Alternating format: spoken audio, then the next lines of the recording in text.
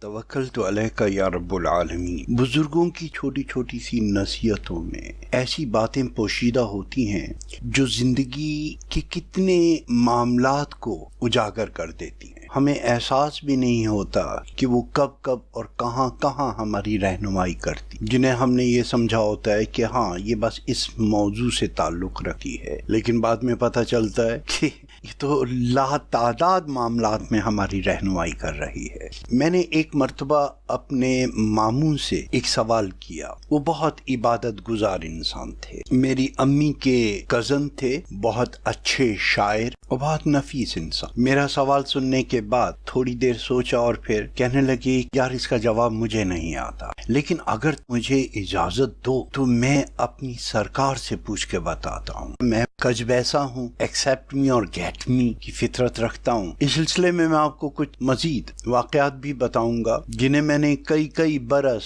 پرسو کیا جواب کے لیے، اور اس وقت تک جب تک اس کا صحیح جواب نہیں مل گیا میں مطمئن نہیں ہوا، میں نے اپنا وہ سوال نہیں چھوڑا۔ بہرحال جب ماموں نے پیر صاحب سے میرے سوال کا ذکر کیا تو اس کے جواب میں انہوں نے ایک فارسی کا شعر سنا دیا۔ ماموں نے عرض کیا حضور وہ بچہ ہے، میرے خیال سے اتنا شعور نہیں رکھتا، کچھ آسان زبان میں بتائیے۔ تو پیر صاحب محترم نے فرمایا جس نے یہ سوال کیا ہے اس کے پاس اتنا شعور بھی ہوگا، آپ فکر مت کیجیے، جائیے جا کر اس کی امانت اسے سونپ دیجیے۔ ماموں میرے پاس آئے اور بہت پریشان لگ رہے تھے۔ میں کہا میرے سوال کا جواب؟ ہاں وہیں سے آ رہا ہوں۔ اچھا سن، اور یہ کہہ کر انہوں نے مجھے وہ شعر سنا دیا۔ مجھے اب تک ان کی پیشانی یاد ہے، بلکہ اس وقت میری آنکھوں کے سامنے ہے۔ اللہ انہیں غریق رحمت کرے، بڑے متفکر۔ جب انہوں نے وہ شعر سنایا میری سمجھ میں آ گیا۔ مفہوم اس کا کچھ اس طرح سے تھا، جو عطا مل رہی ہے اسے قبول کر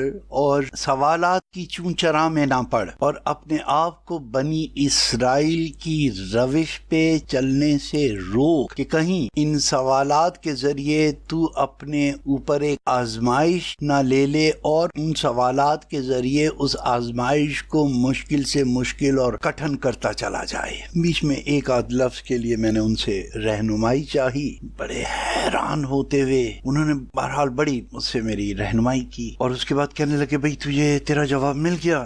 جی مام الحمدللہ۔ بنی اسرائیل کے بارے میں جانتے ہو؟ میں کہا جی۔ ایک چھوٹی سی بات انہیں کہی جاتی تھی، بھئی ایسا کر لو۔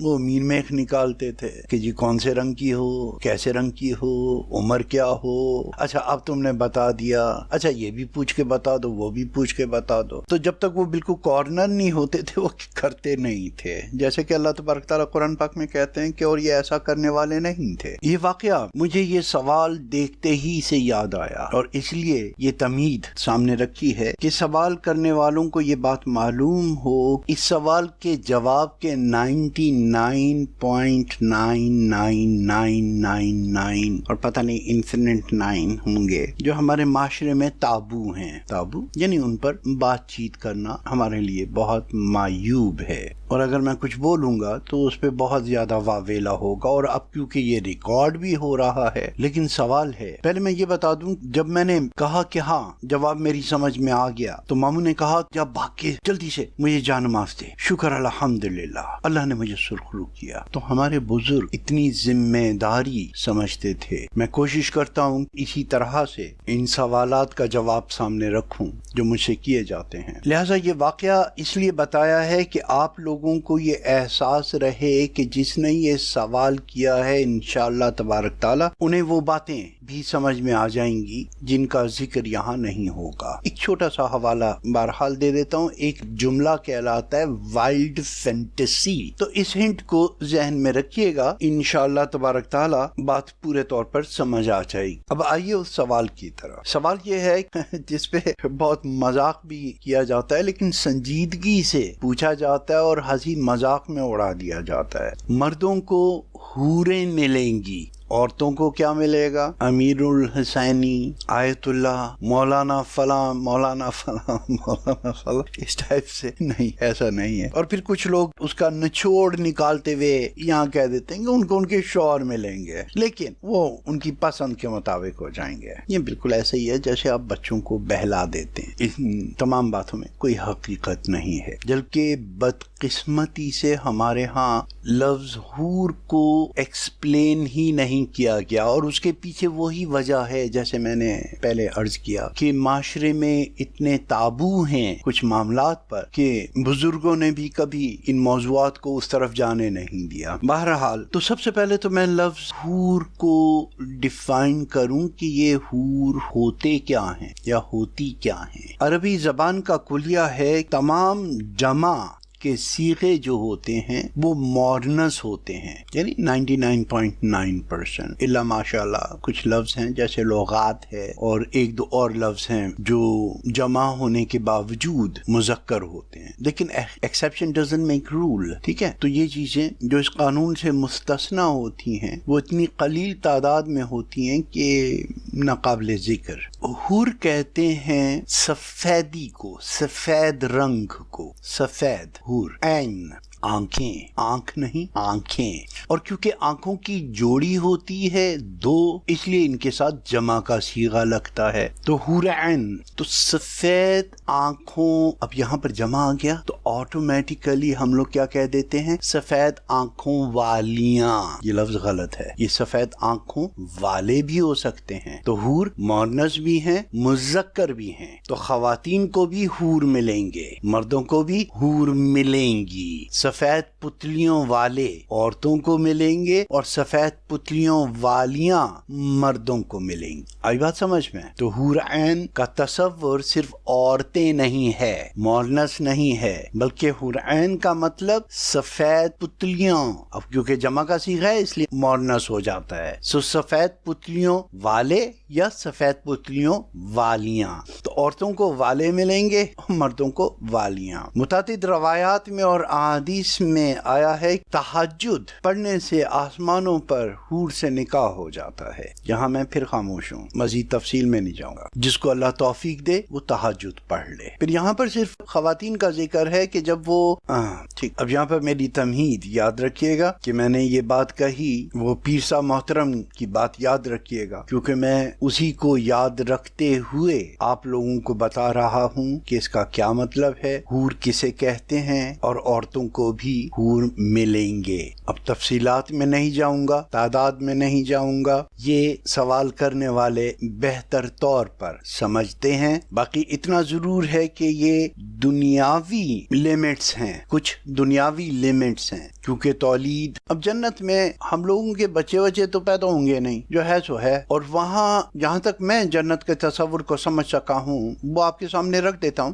میری نظر میں جنت ایک ایسی جگہ ہے جہاں آپ کی جنتی کی حکمرانی ہوگی، ایک بہت بڑا سا پلانٹ ہوگا اور وہ اس کے حاکم ہوں گے، واللہ عالم الصواب۔ جب میں اس کو دیکھتا ہوں کہ ادنا سے ادنا جنتی کو جو جنت ملے گی وہ اس دنیا سے 10 گنا بڑی ہوگی، تو یہی ایک تصور آتا ہے۔ حضرت ابراہیم علیہ السلام نے رسول اللہ صلی اللہ علیہ وآلہ وسلم سے کہا آپ کے سلام کا جواب واجب ہے۔ حضرت ابراہیم علیہ السلام نے فرمایا کہ اپنی امت کو میرا سلام کہنا، وعلیکم السلام ورحمۃ اللہ وبرکاتہ یا ابو الانبیاء، اور کہنا کہ جنت کی مٹی بہت زرخیز ہے، جتنے چاہو اس پہ درخت لگا لو۔ اور پھر روایات میں ہمیں یہ پتہ چلتا ہے تفصیلات سے کہ آپ کے فرمان میں تھا ایک مرتبہ سبحان اللہ کہنے سے جنت میں ایک ایسا درخت لگتا ہے جس میں اگر عربی النسل گھوڑا 500 سال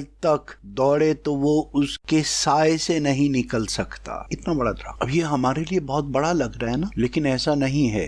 ہماری آنکھوں اور ہمارے وجود کی وسعتیں اتنی محدود نہیں ہوں گی جتنی ہماری یہاں پر ہیں۔ بیان کیا جاتا ہے کہ قیامت کے دن میدان میں جب لوگ کھڑے ہوں گے تو آگے جب دیکھیں گے تو ان کے بعد سے لے کر قیامت تک آنے والوں کے چہرے بالکل صاف نظر آ رہے ہوں گے، وہ خلقت جو ان کے بعد پیدا ہوئی اور قیامت تک پیدا ہوتی رہی۔ اور جب وہ پیچھے دیکھیں گے تو حضرت آدم علیہ السلام سے لے کر اب تک جو لوگ پیدا ہوئے وہ ان سب کو دیکھ سکیں گے۔ تو جب ایسی آنکھیں آپ کی ہوں گی تو یہ اتنے بڑے بڑے درخت جس میں 500 سال کی مسافت طے کر کے بھی ایک گھوڑا باہر باہر نہ نکل سکے تو وہ آپ کے لیے پودینے کے پودے سے زیادہ بڑا نہیں ہوگا۔ ایسے محلات کا تصور ہمیں بتایا جاتا ہے، ایک محل میں 70,000 کمرے ہوں گے، ہر کمرے میں 70,000 کھڑکیاں اور دروازے ہوں گے، اور ہر کھڑکی اور دروازے پہ 70,000 خدام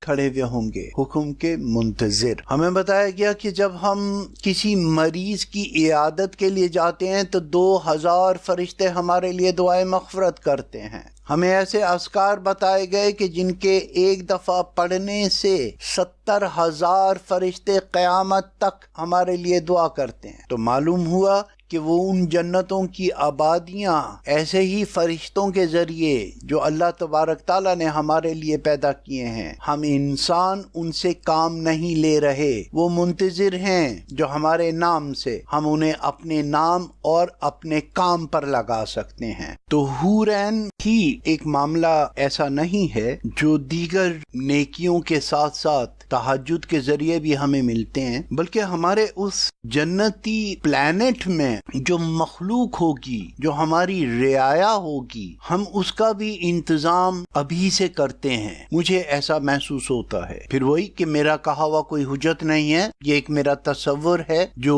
مختلف بیانات، مختلف کتابوں اور ان چیزوں سے جمع ہوا ہے، کہیں سے ایک لفظ اور کہیں سے دوسرا لفظ اور کہیں سے پورا جملہ اور کہیں سے پوری روایات۔ تو تصور میں جو میرے جنت کا آتا ہے بالکل اسی طرح سے کہ آپ کی ہر خواہش پوری کی جائے گی۔ تو یوں سمجھ لیں کہ پوری رعایا جو ہے اس کا ایک ہی کام ہے کہ وہ آپ کو کس طرح سے خوش رکھے، آپ کو کس طرح سے سرو کرے۔ تو وہاں پر انواع و اقسام کے ہنرمند ہوں گے جو آپ کی خواہشات، آپ کے مزاج کے مطابق آپ کے لیے لباس، آپ کے لیے دوسری ضروریات اور نعمتوں کا بندوبست کریں گے۔ یہ ایک ایسا جنت کا تصور آتا ہے۔ جنت کے کتنے سٹینڈرڈ ہیں ہمیں یہ بھی بتا دیا گیا کہ قرآن پڑھتے جاؤ اور درجات طے کرتے جاؤ، ہر آیت پر ایک سٹیپ ہے۔ تو 6,666 تقریباً یہ بنتی ہیں، اور جتنی اللہ تعالیٰ اس میں برکت اور وسعت عطا فرمائے یہ اس کی مرضی و منشا پر ہے۔ اللہ تبارک تعالیٰ فرماتے ہیں اپنے بارے میں کہ میں ایک چھپا ہوا خزانہ تھا، جب میں نے ظاہر ہونا چاہا تو یہ کائنات بنا دی، اور اس کائنات کو انسان کے لیے مسخر کر دیا گیا ہے۔ ہم سب جانتے ہیں کہ ہمیں اشرف المخلوقات بنا دیا، تو اس کائنات میں جو کچھ بھی ہے، یہاں تک کہ اس کی مخلوقات میں